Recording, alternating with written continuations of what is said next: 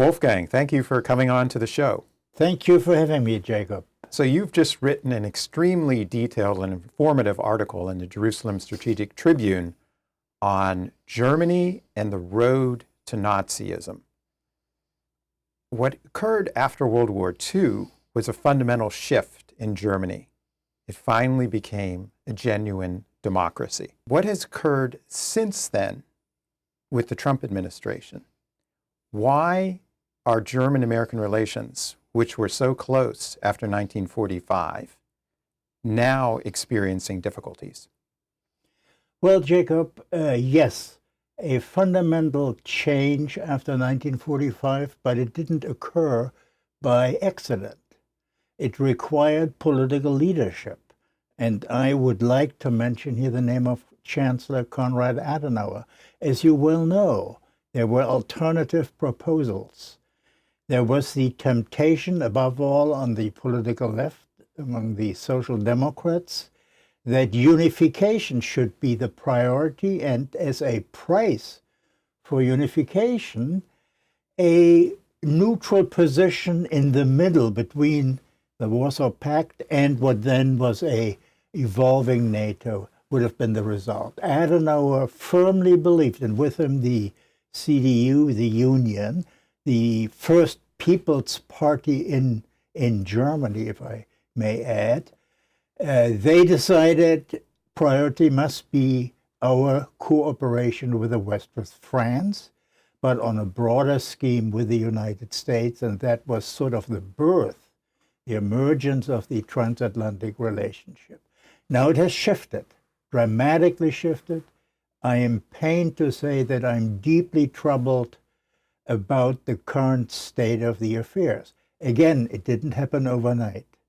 I would think that the anti-Americanism got more fuel in the 1970s, partly a result of the '68 student revolution, the anti-imperialist sort of rhetoric, but also the Vietnam War played a role, which was not understood at all in Europe, in Germany in particular.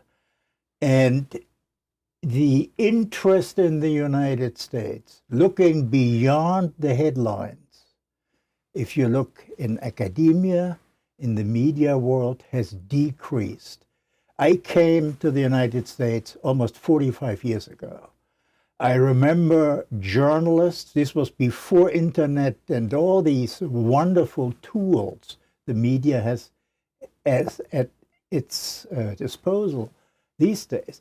These journalists would travel the country, would talk, and not just sit in their offices, look at American media outlets, and basically duplicate what has been reported in the United States 24 hours earlier. It's a little exaggerated. There are some good journalists still left, but the majority, the quality of the majority of German, European media representatives lack a deeper understanding of the United States. Where would you see German foreign policy headed now? Before 1945, some historians believed that Germany had followed a Sonderweg, or a special path to modernity. Right. And then there was Bismarck, who said that Germany could be das Zünglein an der Waage, the tipping the scale slightly between East and West, and allying itself neither with East or West, but jockeying for advantage between the two. Do you believe, now that the Cold War has ended and that the Trump administration is pushing Europe to assume more of the burden of defense, that Germany will take a more active role, become a leading power in Europe and try and carve out its own path, or will it subsume itself in the European Union? What does the future hold? I hope that the current political leadership in Germany, and I'm including the Social Democrats as well, the CDU and the SPD, will persuade the German public, in particular the younger generation, that the future cannot be by decoupling Europe, decoupling Germany from the United States. That's item number one. Number two, it is very important to maintain a close German-French relationship. That's, I think, owed looking to our very bad history in regard to the many conflicts between these countries. And thirdly, yes, we should stay close. Germany should stay close to the United States. The defense effort has to be increased. And let me emphasize, it's not just a matter of euros or dollars being spent in the defense budget. It is a matter of mental attitude that the younger generation understands freedom, democracy doesn't come free. The slogan, lieber rot als tot, I prefer being red rather than dead, is a phony, a misleading bumper sticker slogan and lacks any substance. The credibility of deterrence is not just a matter of how many airplanes, how many tanks, how many drones a country has. It also is a reflection of how those who in case of a crisis have to serve, how willing, how able, how prepared they are. And we have at a minimum, a generation in Germany which sort of was insulated, isolated from world politics, believed that military means don't play any role. Often the excuse is used, that's our lesson we learned out of Nazi Germany. And what Germans don't understand is, and have not really understood is, that military means can be a tool for the good if rationally, appropriately, wisely deployed. Now, when we talk about, of course, part of this is German memory of the Third Reich and has fostered a more pacifist mentality inside Germany as it is done in Japan. And Germany did make a sincere effort to confront the Nazi past. In fact, there are so many German historians examining it. And you focused on one, Götz Ali, who discusses the popularity of the Third Reich. In essence, that Hitler was not a traffic accident, as some historians like to argue. That he did, in fact, manage to create a wide basis of support for his movement. Now, given that we have all of this research, these writings, these new books coming out that you wrote about in the JST, why is it that the taboo about the Third Reich is actually eroding, not just in France, but also in Germany with the rise of the AfD? You have figures in the AfD who trivialize the German past and want to attempt to normalize it and represent, in effect, a threat to the Christian Democrats, who have long been the conservative, popular party. What is occurring in Germany? In Germany, we have a right-wing extremist party. Pockets within that group may well have overstepped the borders of our Constitution. That's why they, according to the basic law, the German Constitution, are under observation. However, the majority within that group, I would not label neo-Nazis or Nazis, or even people belittling the Holocaust and not remembering what all Germans must remember, what happened between 1933 and 1945. Right. There's a lot of discontent, particularly in Eastern Germany, with unification, the economic difficulties they're experiencing. I agree, it's too simplistic simply to say that every member of the Right, AFD right. is some kind of a Right. fascist. That's Right. clearly not the case. Right. But what do you think is propelling the party, and why does it represent? Why is Chancellor Friedrich Merz so concerned about the AFD? He is concerned, and rightly so, because it is difficult to convince, particularly in the eastern part of unified Germany, in the so-called 5 new German states, people in their 40s and 50s who had no opportunity to enjoy the growing landscapes as Chancellor Kohl early on the eve of unification promised. It's not his fault, it's nobody's fault, but to explain how specifically the life of an individual in a rural area where there's almost no public transportation, where the internet is very spotty, how that person benefits from unification, from globalization, is very difficult to do. And that's where the disappointment, the bitterness sets in.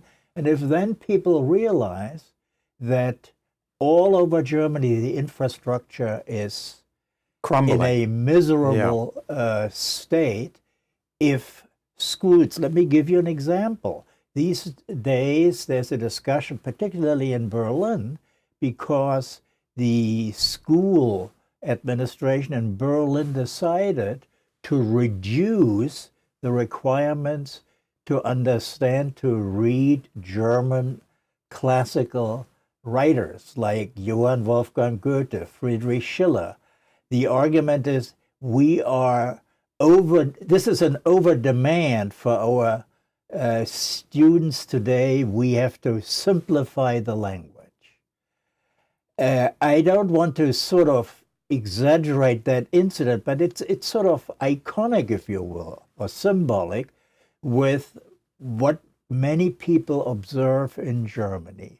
The elan, the vitality, the ambition, the spirit, we can do it, which did exist in the 1950s and 60s and 70s, still, to a large extent, is pretty much gone. It's become a society where too many people believe we are entitled, state, you have got to take care of it, and too few people say, I'm responsible for myself and I'll take care of myself by working hard and maybe even working a little longer. So does that mean that, in fact, though heavily criticized, President Trump's diagnosis of the state of Western Europe is correct? His very acerbic comments about the decline of Europe, economically, socially, and so forth. President Trump misses appropriate language too often. It sounds as if he is bullying. It sounds as if he is simply impolite, and I think he provokes the opposite of what he tries to do. Now, taking all the noise aside, there are some essential truths of his message. Number one, for too long have Europeans, have Germans in particular, believed we spend a minimal amount of money on defense, we do big business with China, and we get cheap energy from Mr. Putin. The US will take care of our security. People in the Midwest, and I moved from Washington, D.C. not too long ago to West Virginia. I do not find many people in West Virginia who don't have this sort of notion, free riders in Europe. And if I have to explain that we, the Germans, didn't even pay 2%, it's very hard. for folks who struggle, who pay taxes, and who serve in the military also. That sort of is the... Because they feel that the German and the European social welfare state is based upon America's willingness to pay for their security, that they're not willing to pay for it. Absolutely. And at some point, and I know this is an issue all politicians in Germany want to avoid, but there's this old saying, the debate, butter versus guns. It's an old-fashioned term. It reflects where is the priority. And I think if you look at the budgetary situation in Germany, if you look at the priorities, the pendulum has moved too heavily towards butter and needs to be recalibrated, and the element of guns, meaning a credible defense within NATO, needs to be strengthened. That's at the core of the debate. And it's a very difficult coalition. You have a center-left party, the Social Democrats, traditionally representing labor, even though you mentioned the AfD, you had hundreds of thousands of traditional voters for the Social Democrats moving over to the AfD, primarily blue-collar workers who don't feel represented any longer in the Social Democratic camp, so to speak. It's a difficult coalition, but that is the challenge for the political leadership in Germany, to recalibrate this pendulum, guns versus butter.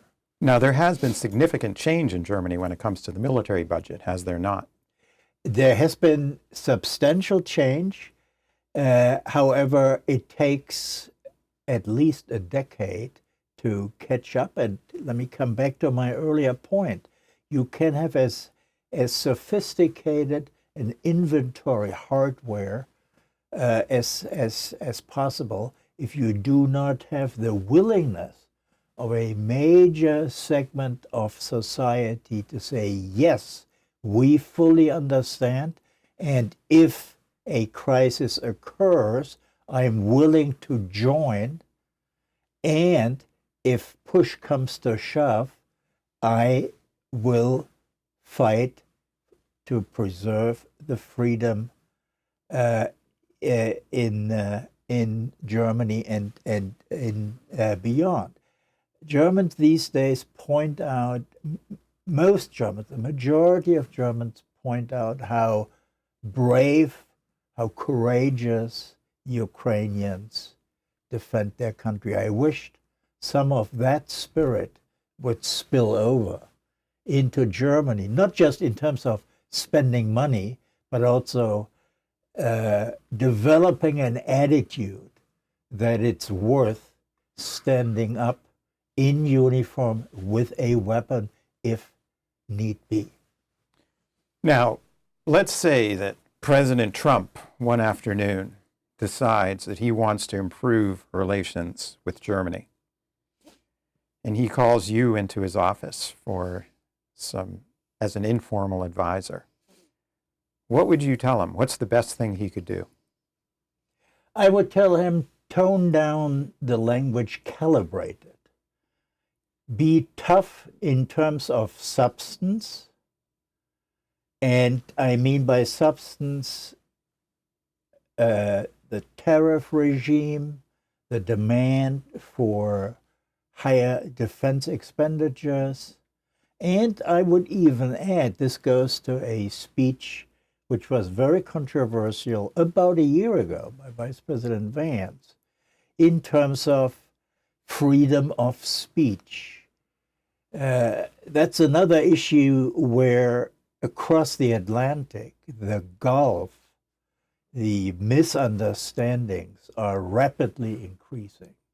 And sitting here, and again, I've lived here for over 40 years, if I were to call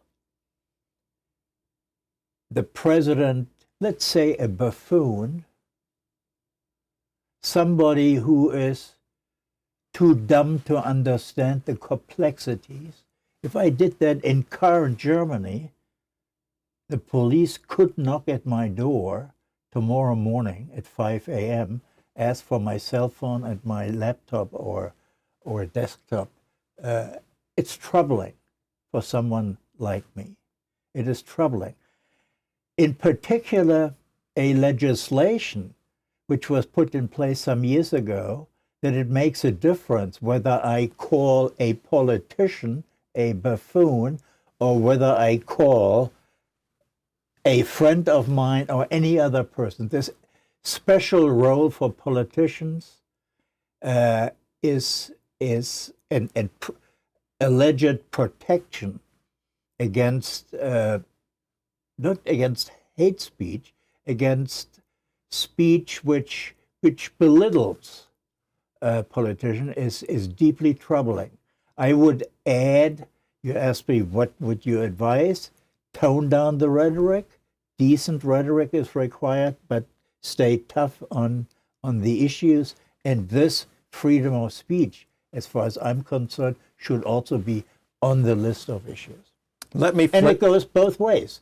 Yeah. I if I may add this, Jacob, it's perfectly fine if Germans, editorial writers, I would even say politicians, remind the President of the United States it's not very encouraging for our sort of perception, freedom of speech, if you, in your own country, sort of tell certain journalists or prohibit certain journalists to join press conferences, et cetera, et cetera, et cetera. It goes both ways. Let me flip the question. You served for many years in Washington, D.C. as head of the Konrad Adenauer Foundation. So that gave you a very valuable perspective on America, since you lived here so long and met many politicians and intellectuals, journalists. Let's say that Chancellor Friedrich Merz calls you this afternoon and says, Wolfgang, what should I do when I talk to President Trump? What's the best way for me to communicate with him? Actually, when I served here as the head of the Adenauer Foundation, then Chancellor Kohl asked me precisely that question. There was at a time when Germans, Europeans in general, were quite concerned that the U.S.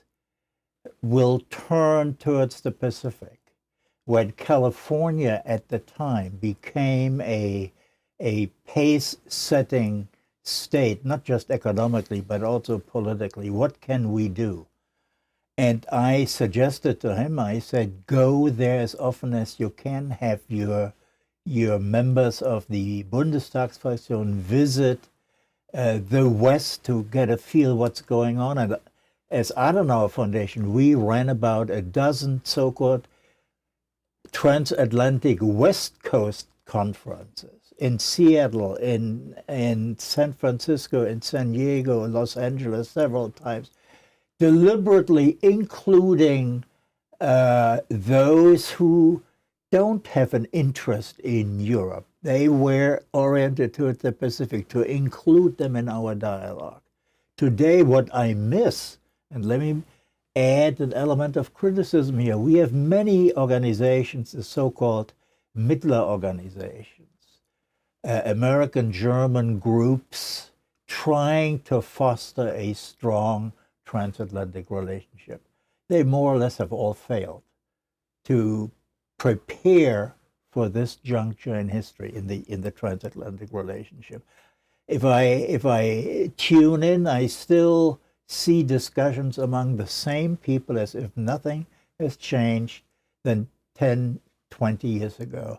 I miss that these German Mittler organizations go into the Midwest, include people in high schools and community colleges to get a better feel for what a vast segment of the American population feels about all these issues. To stay just along the East Coast and to some extent just on the West Coast, does not tell you how this country ticks.